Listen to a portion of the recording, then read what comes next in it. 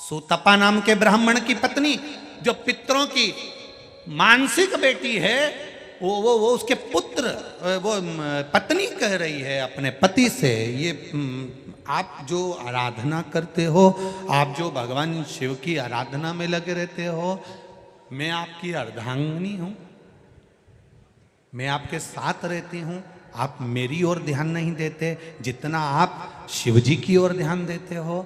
इसका फल क्या मिलेगा, इसका फल क्या प्राप्त होगा, क्या फल मिल सकता?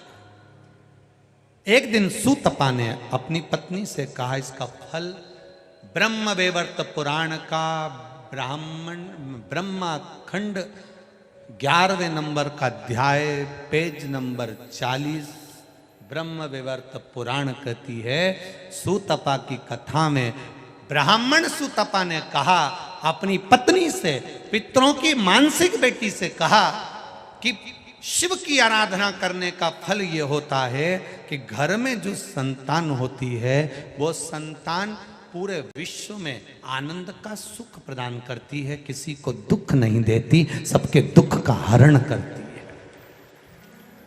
वाह! एक बेटा, वो पितरों की जो मानसिक बेटी सुतपा ब्राह्मण से ब्याही थी, उसके घर में एक बेटे का जन्म हुआ जिसका नाम कल्याण मित्र हुआ।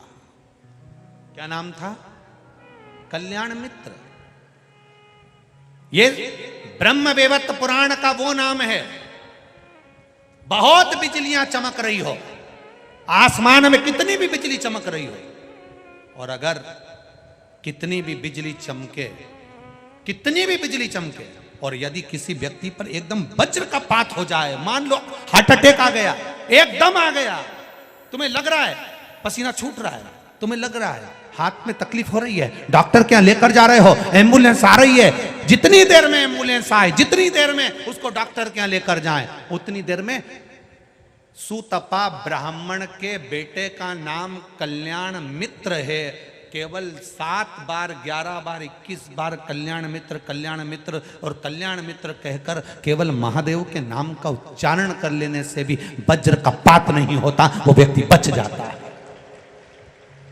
कितनी भी बिजली चमके, कितनी भी अंबारियां चमके, कितना भी बादल फटे, कितनी भी बिजली चमके, भय लगे कहीं मेरे ऊपर ना गिर जाए, लग रहा है मेरे घर पर ना गिर जाए, कल्याण मित्र नाम 7 बार 11 बार 21 बार स्मरण कर कर महादेव का नाम का उच्चारण करना, बिजली कहीं पर भी गिरेगी पर तेरे ऊपर या तेरे घर के ऊपर नहीं गिर पाएगी। कल्याण मित्र ये पितरों की मानसिक बेटी का पुत्र है, पितरों का नाती है और सुतपा ब्राह्मण का पुत्र है। ब्रह्मवैवर्त पुराण का अध्याय 11 ब्रह्मा खंड कह रहा है, 40 नंबर का पृष्ठ वर्णन कर रहा है कि यह बालक कोई साधारण नहीं हुआ।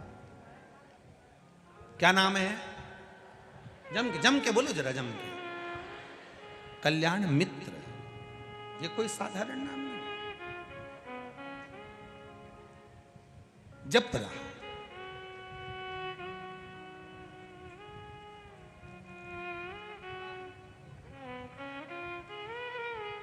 कई लोग कल्याणेश्वर महादेव भी कहते हैं, ध्यान देना जरा सा। कल्याणेश्वर महादेव का महत्व क्या होता है? ब्रह्मवैवर्त पुराण में पितरों की जो अन्य बेटियां थीं, उन्होंने जो अनुष्ठान किया था, जब नाती, पितरों का नाती जब घर पहुंचता था, उसका जब लालन पोषण करती थी और वो शिव की आराधना करता दिखता था, तो उसका नाम कल्याणेश्वरी रखते थे। एक निवेदन आप सबसे रहेगा, जिनके लीवर में, किडनी में तकलीफें रहती है, डॉक्टर को दिखाते रहो, जांच कराते रहो, डायलिसिस भी चल रहा हो तो भी डॉक्टर को दिखाते रहो और इलाज कराते रहो, जांचें कराते रहो, डॉक्टर की दवाइयाँ लेते रहो, मना नहीं। पर दवाई को लेते हुए, डायलिसिस करवाते हुए किडनी लीवर पे सूजन आ गई हो या भोजन नहीं पच रहा हो, वोमिटिंग ज़्यादा आ रही हो, उस समय पर कल्याणेश्वर महादेव का स्मरण कर कर भी अगर आप शंकर जी को जल चढ़ाकर मात्र 2 बूंद जल भी थोड़ा सा एक छोटी सी चम्मच के बराबर जल का भी अगर कल्याणेश्वर महादेव के नाम से आचमन कर लेते हो, तुरंत 5 से 7 मिनट लगता है और शरीर को एकदम आराम मिलना प्रारंभ हो जाता है। कल्याणेश्वर महादेव